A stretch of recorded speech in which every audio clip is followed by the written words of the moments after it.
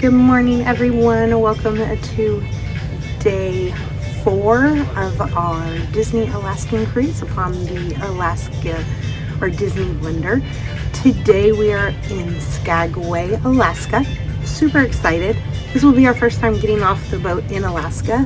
We are doing an excursion that I will show details for in a minute, that we learn about mining, and then we go to a dog sled camp, and then we get to take the White Pass Railway up the mountain. So come trip with us as we explore Skagway, Alaska. Here are the activities for today. As you can see, even though we were in port for 12 hours or more, there is still so many activities to do.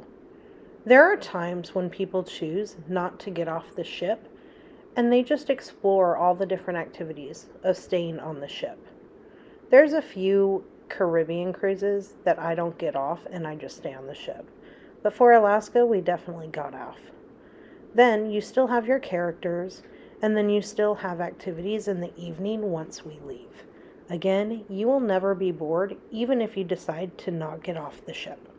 Alaska had some of the earliest disembarkment times that I had seen.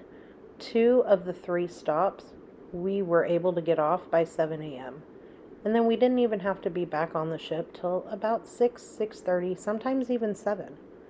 It was so crazy to be at port for that long.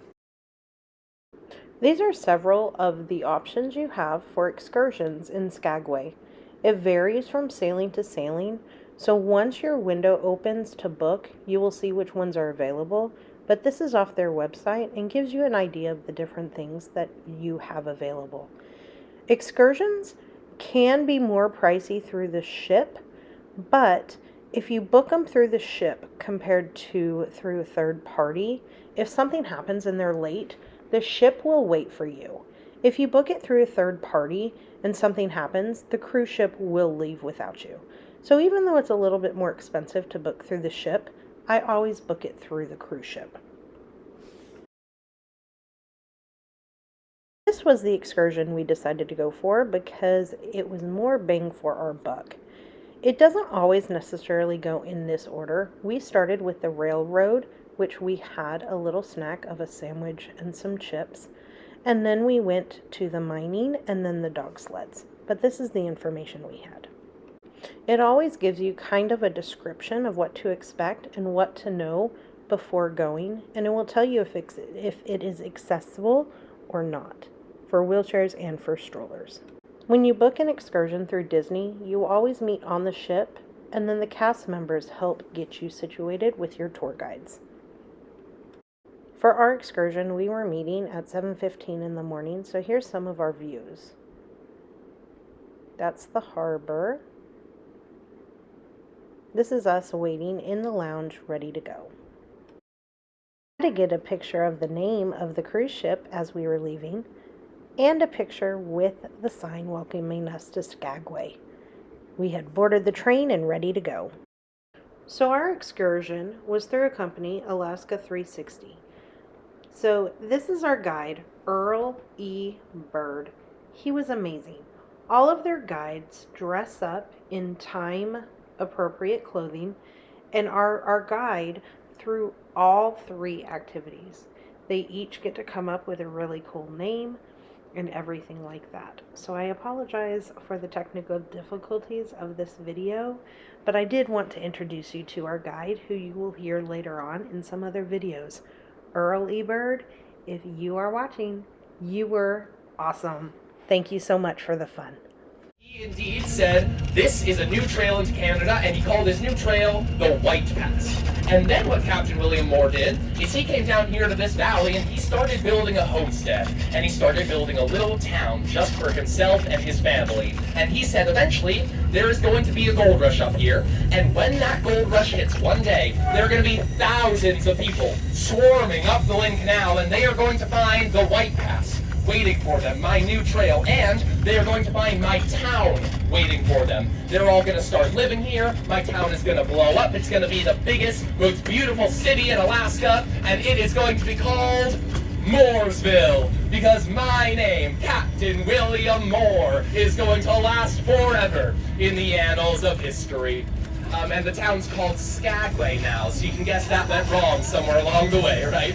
What ended up happening is, just like Captain William Moore predicted, that gold rush hit, and thousands of people started coming up the Lynn Canal, and they found Mooresville, or they found the White Pass waiting for them, and they found Mooresville waiting for them, empty. Because it just so happens that 2 days before all those prospectors arrived, Captain William Moore had gone on a mail run up to Canada. So it just so happened he wasn't home when all those prospectors got to Mooresville. And those prospectors, seeing Captain William Moore's empty house in this valley, they did what any other reasonable group of people would do. They picked his house up on logs and carried it across the valley to somewhere out of the way. And then they started a new town in exactly the same place as his town. And they didn't bother calling their new town Mooresville. They didn't even know who Captain William Moore was. So instead, they called their new town Skagway. Yep, oh, good job. And they called it Skagway because, well, really conveniently, that is what it was already called. You see, even though the Tlingit were never living in this valley, like I said, they were living in the next inlet, right over there. So they knew about this valley, and they had a name for it. It's gonna keep place. Skagway, the literal translation has different meanings. The actual meaning is windy place, and that is why the Tlingit never lived here, is because they actually just thought it was too windy to live here. And on a day like today, you might say, well, it's not windy at all, and you're absolutely correct. That's why we're all talking about what a beautiful day it is. In the winter, though, there is a 60-mile-an-hour, negative 60-degree Fahrenheit wind that blows through this valley the entire winter long, and that is why the Tlingit never wanted to live here, why they never wanted to bring their boats here either. Think about building railroads along that road, they would get higher up the mountain, and just like the prospectors who were using that toll road, they would get tricked because suddenly, 16 miles up, it all started getting a lot harder. Michael J. Haney was a little bit smarter than that. He knew if you could start the route up a little bit higher by blasting through Rocky Point over there, then you were going to avoid having that problem further up the mountain, and you would actually be able to make that adjustment and take it up the steep mountainside. People weren't just walking on this trail one time, y'all. There was a law made by the Canadian government because the Canadian government noticed that during the California gold rush, all these stampeders were going completely unprepared. And they noticed that a lot of people were getting sick and starving because they were so eager to get to that gold that they weren't properly packing before they left. And they knew that if you were going to be coming up here in the middle of winter, that was going to be a whole lot more dangerous than just going to California. So they made a law that nobody was allowed to cross the border into Canada unless you brought an entire year's worth of food and supplies with you. They called that policy the ton of goods, and that is not hyperbole. That list that they had, that you had to bring with you, amounted to 2,000 pounds of supplies. And you would need to bring that 2,000 pounds of supplies up to the border, which is why people thought that this trade would be so profitable. Because if you could charge by the pound for people to bring 2,000 pounds of supplies over the mountain, you'd make an absolute fortune. But for the rest of the people who weren't able to ride this train because it wasn't around during the gold rush, they were having to take it all on their back, about 50 pounds at a time up and down the mountain. They'd be making about 40 trips, spending about 3 months on these trails. You just heard Early Bird talk about the ton of goods law. This is the specific list that they had to bring that equaled that 2,000 pounds that the Canadian government made them bring. I'm staying in there right now. Doesn't look like it. And then we're going to cross over the Skagway River. Now, as we cross over the Skagway River, first of all, you get a great view up and down the valley. Second of all, you might be able to see there's kind of a green-gray coloring to that river. Looks like lemonade. I wouldn't want to drink it. You would? Well, here's the thing. The reason that it looks like that is because there's a whole lot of glacial silt running through that river. This river is fed by 2 glaciers higher up on the mountain, and so that glacial silt runs all the way down through that river.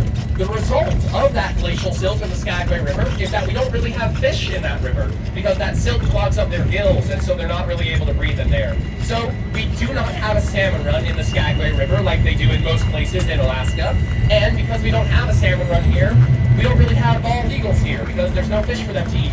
We don't really have grizzly bears here because there's not a lot of fish for those grizzly bears either. And also, we're in this really rocky, steep valley, which means we don't really have moose here either because there's not a lot of food for those moose.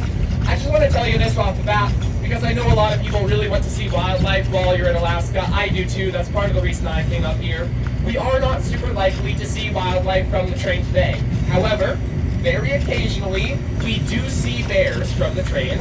And if we do see a bear, I'm just going to ask that you do the international signal for bear. That way, without disrupting the tour, you'll just be able to let everyone know there's a bear so I can voice it out.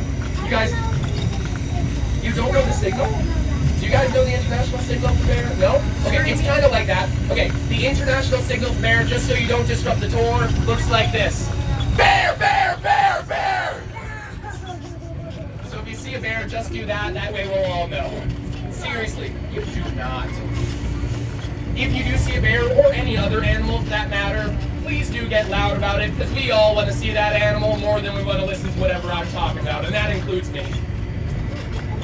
Classic waterfall you're going to see today, but it is an important one. This is going to be Pitchfork Falls right here.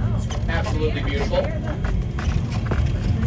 Now, Pitchfork Falls, as we have been since 1902, which actually means we had a power grid in Skagway before they had one in New York City, and it was a hydroelectric power grid at that. This is just one of those things, and there's going to be several along the route today. There were engineering feats done out here in the middle of the wilderness in Alaska before they were done anywhere else in the world. We're charging you with running an illegal gambling parlor, and Jefferson Smith says, Your Honor, I am so hurt by that accusation. I would never do anything like that. I'm trying to stamp gambling out of this city just the same as you. You have completely the wrong idea. My institution, Jefferson Smith's Gambling Parlor, it's not a gambling parlor at all, no. What I am doing, you see, in a gambling parlor, the patrons have a chance of winning money playing the games. In my parlor, all the games are rigged. It's a scam. No one wins any money. And so what I'm doing isn't actually gambling at all. No, Your Honor, what I'm doing is I'm running a rehab institute for people with gambling addictions. You see, if they didn't give me that money, they were going to go gamble that money away. Get nice and sick. But the original, which did look exactly the same, was constructed in 1898 during the original construction of the White Pass, so it is pretty cool. We are then going to cross over the first of two tunnels on our route today.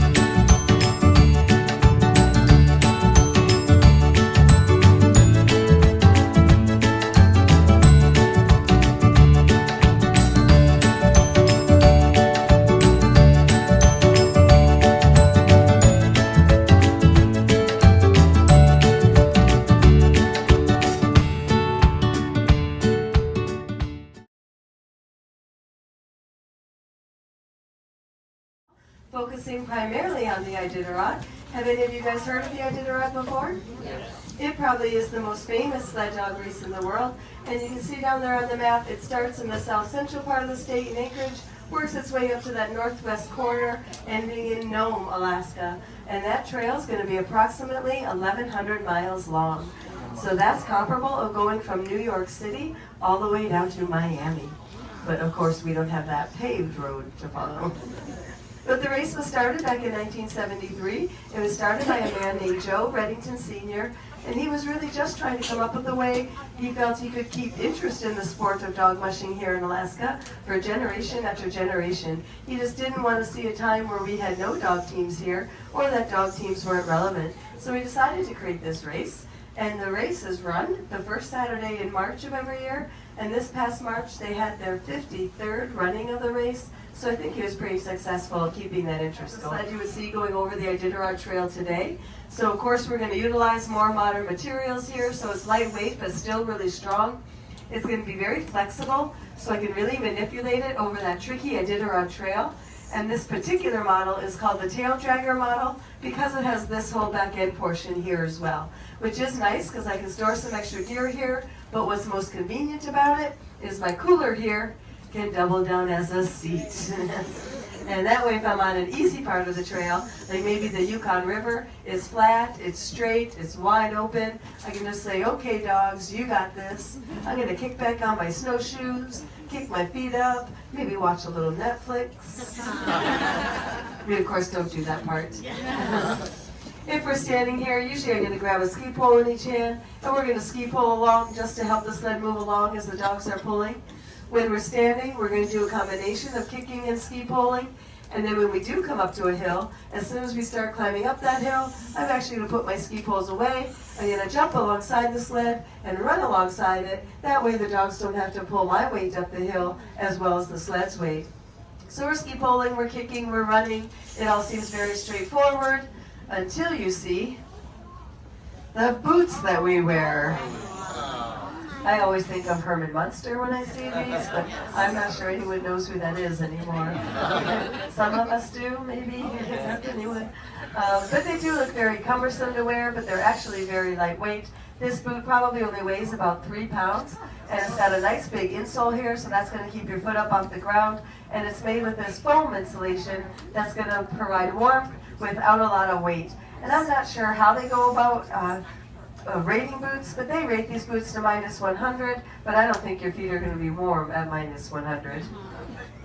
No, definitely not. Usually after about 40 below, your feet are a little chilly no matter what. Unless you're working really hard behind the sled. Sometimes you really have to watch that too, because even at 50 below sometimes, with those boots and that nice suit that we're wearing, we'll actually start sweating too much because the first part of the trail is so technical. The first 3.5, 4 days, you're wiping out 30, 40, 50 different times, and you can't let go of the sled ever. You got to hold on to the sled, and the dogs are dragging you all over the place. And you know, we can train the dogs to do just about anything, and everything's by voice command. If I say G, they go right. If I say ha, they go left. If I whistle, they'll go faster. They'll go through open water for me at 50 below. I'll just say straight ahead. They'll go right through it. They'll do just about anything you want, but stopping's not one of them.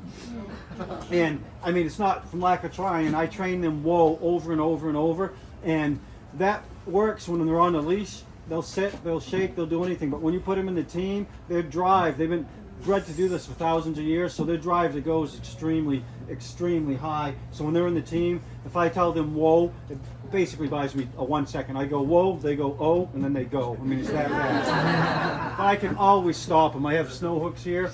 Like when I'm wipe out the sled and I'm dragging, the snow hook's always on this part of the sled and it's never tied down. So that way when I wipe out and I'm dragging, I can try to find that as it's bouncing. And as soon as I find that and I put those prongs in, it's going to stop me. That goes in glare ice, frozen ground, snow, anything. Then they can't go anywhere. And like people, when they're holding on, the dogs are going 20, 25 miles per hour. We try to keep them at 12. But when the dogs figure out that we can't slow them down, especially those first 3 days, they go as fast as they can, and there's really nothing I can do about it. I can stand on my brake as hard as I want, and it won't slow them down.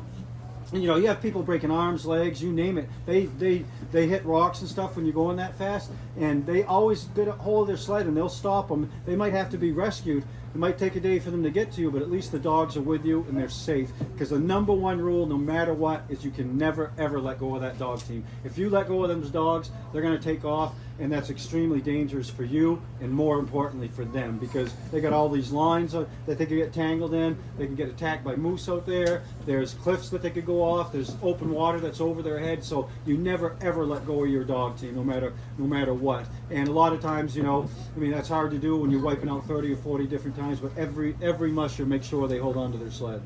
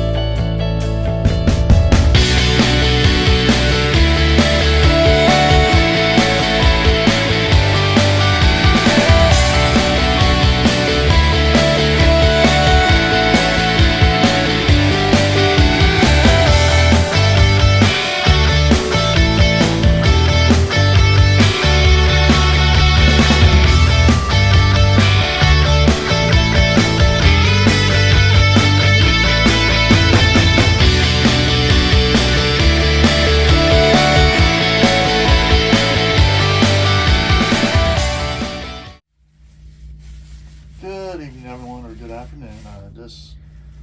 I want to say that we just came back from our trip from Skagway, and as we were coming to our room, I noticed some gifts in our little fish extender, and I found this in my little section, so I'm going to go ahead and open it up and see what it is. So there was nothing with my name on it, just Brandon's. So I'm feeling the extra love. Oh, shut up. Bigfoot, Alaska. I'm a big Bigfoot fan. I wonder if our table mates got you something. Because you talked about Bigfoot all the time. Because fish extenders, I put nowhere in there about Bigfoot. So that had to have been from somebody, either Melody or our table mates who we've talked about Bigfoot. I have a feeling it's our table mates. Because we had that whole conversation about the Bigfoot excursion. Yeah. You know, I'm, as you know, I'm not really into cameras a lot, but whenever I'm not doing my trucking stuff, I'm not going to say the company, I listen to a lot of podcasts, and it's paranormal, Bigfoot, cryptids, and things like that. So that hits home for me, because that's what I love listening to. So we got to ask them tonight at dinner if it was them. Yeah. So And then so whoever, thank you, because I'm a big fan of the weird stuff like that. And we also got a bunch of stickers, Disney stickers. Disney stickers. Okay, so I'll come back later on this evening to talk about our excursion, but it was amazing. I personally liked the sled dog puppies the best. Brandon, what did you like the most? Well, what I liked the most was the train ride and our conductor. Oh gosh, our tour guide, hilarious. Freaking hilarious. So he was really good on the history stuff and keeping your attention. He made the whole trip not boring at all. Let's just say he was very animated. Me, I'm a big history buff, and I'm glad we went on this because from the Bigfoot stuff, I like history stuff of the local area. So mining and all that, it really caught my attention. And what I liked most importantly was at the top, I don't know the names of it because I got a bad memory, but there's a part where you can look down the cliff and you can see the original trail that the miners would take, or the prospectors. The White Pass Trail. Yeah, the White Pass Trail that they would take to go and try to find gold.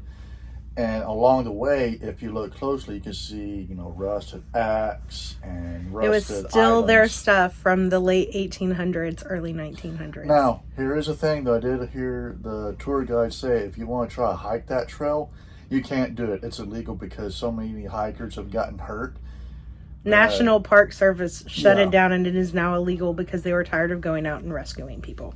Because it is rough terrain going up there. So if you do take this tour, keep that in mind of what the prospects or the prospectors there we go, thank you, of what they had to go through with. But I will tell you, the company, so we ended up, and I'll put the information in this video somewhere, we booked it through Disney, and it's the mining, dog sled, and White Pass Railway trip, 6.5 hours long.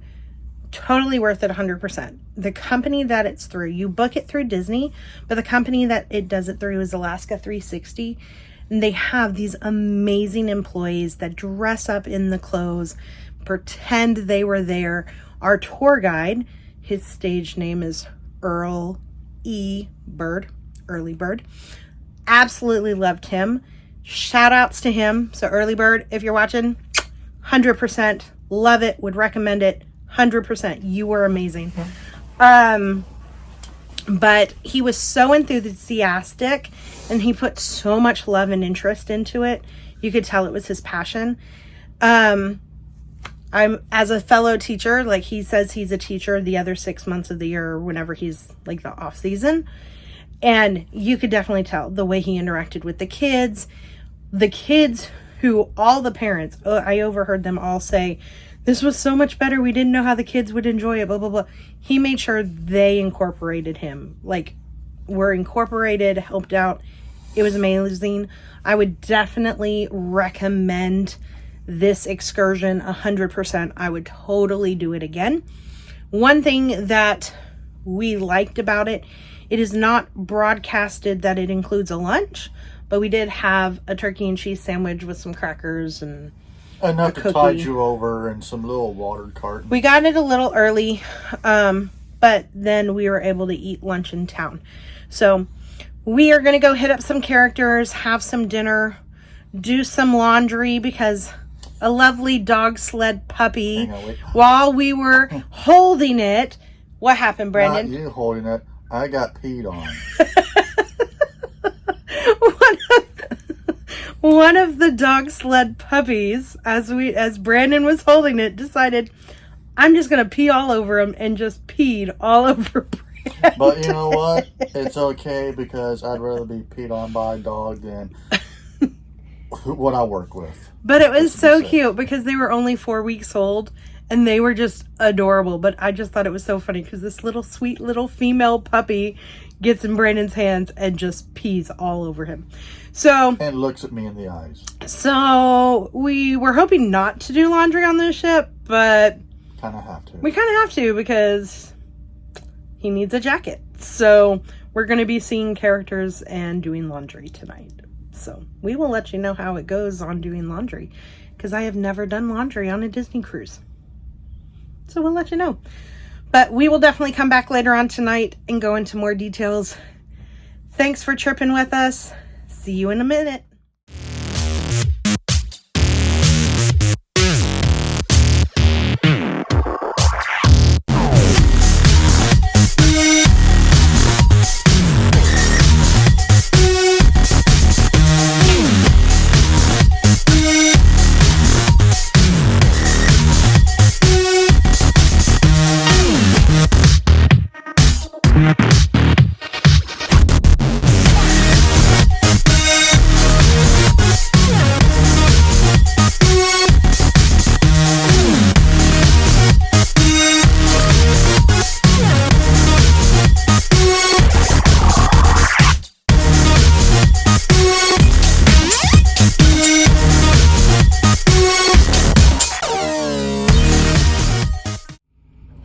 We're back. We just saw Pluto. Absolutely love him. And when we came back, we have another fish extender group. Now, gift. This I know is from our fish extender group because it has our names and our cabin number.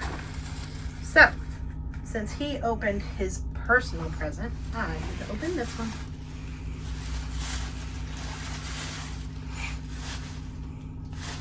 I know who this one's from. So we have a word hunt.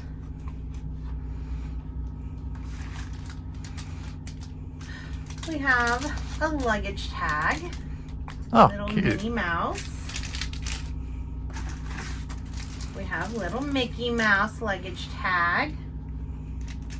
And this is why I know who it's from. Let's see.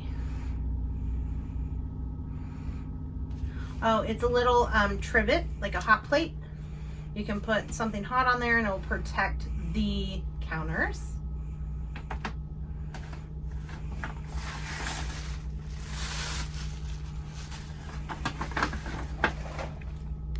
Brandon's favorite Canadian cookie. Oh man, those are going in a special place when I get home. That's why I think this one's from Melody. There's no tag, but I'm gonna message her. So Melody is amazing. We connected through our fish extender group, and we stayed in her basement. She's from Canada, and she knows we love these. So there's these. There's a bunch of Canadian candies. So that's why I am thinking it might be her. I could be wrong. There's no tag. Technically, it would be from her son because her son's the one in the group. But we have a bunch of Canadian candies. So if it is not Melody, thank you. If it is Melody and Aiden, thank you. We love it. Love it. Love it. Yeah, we met Melody through the fish extender group. We've been talking We stayed in her basement. That was our Airbnb before leaving.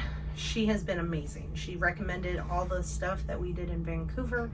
Ooh, this is her first Disney cruise. But yeah, so Melody, if it was you, thank you. If it wasn't, thank you. See you guys later.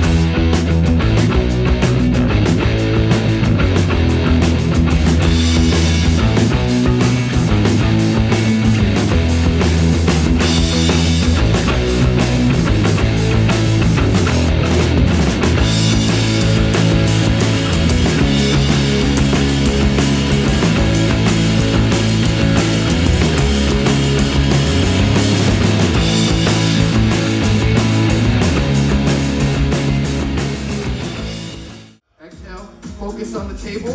And just imagine it doing what you want it to do. And sometimes, just go with the flow. Go, take it. Give Scott a round of applause. Yes, good. And just relax, yeah.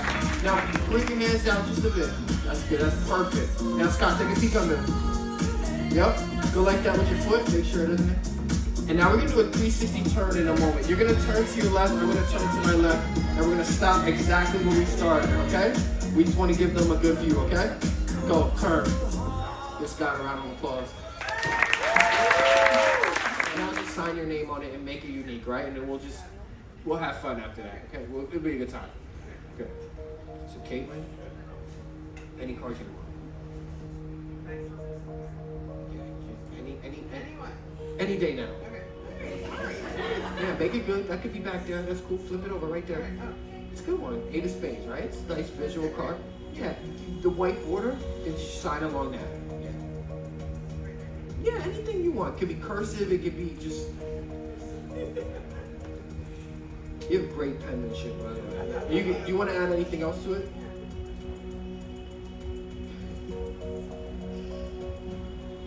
Oh, love Frankie. Yo, bro, she loves you, bro. Alright. Thank you. That was cool. That was very nice of you to do that. That's your man. That's your man. Hold that right there. We're going to cut the cards approximately in half. Place your card right here. Excellent. We're going to sandwich it right here in the middle. I want Caitlin and everyone else in the theater right now, put your hands together like this. Good. Now start rubbing your hands together. Rub your hands together. Good. In the back, you're going to feel your hands warming up slightly. You're not burning. You're creating energy, friction, right? Once you feel your hands warming up slightly, I want you to open your hands toward the stage. Open your hands like this. Good. Keep them open. Caitlin, do you see all those hands? Yep. Look. You and I, let's take that energy. Catch it from them. And look over there. Catch it. And push it toward the deck. Now, you relax and everyone else, put your hands down. If you all did this correctly, and we run through the deck, you'll notice that one card, and one card only, has turned red. Now that could be any card. That could even be an 8 of spades, but Caitlin, I believe you signed yours. Give her a round of applause. Crazy, right? Here, let's do it again in slow motion. I'll take your signed 8 of spades. I'll place it right here. But I want you to take your index finger. Put it right here. Don't move. Don't let me get to it. I'm going to point to someone over here. In the back, sir. What's your name? Mario. Can you see the screens? Yeah. All right, Mario. You're going to say stop wherever you like. Just get ready, Mario. Here we go. Get ready as I run through the deck. Before we reach the end. Mario? Stop. You sure? Okay. Let's see where Mario stopped. The King of Hearts. Okay, Mario, here we go. Slow motion. 1, 2, 3.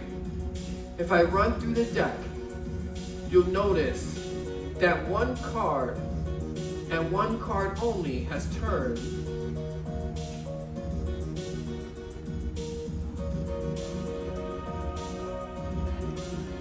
My hands are a little sticky.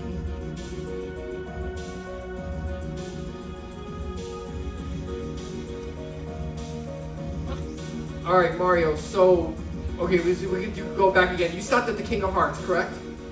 Mario? Yeah. All right, Mario stopped at the King of Hearts, and the entire time, you've been holding your signed 8 of spades.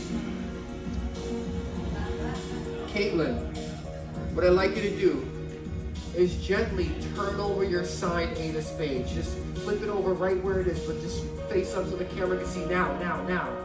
Do it now, leave it there.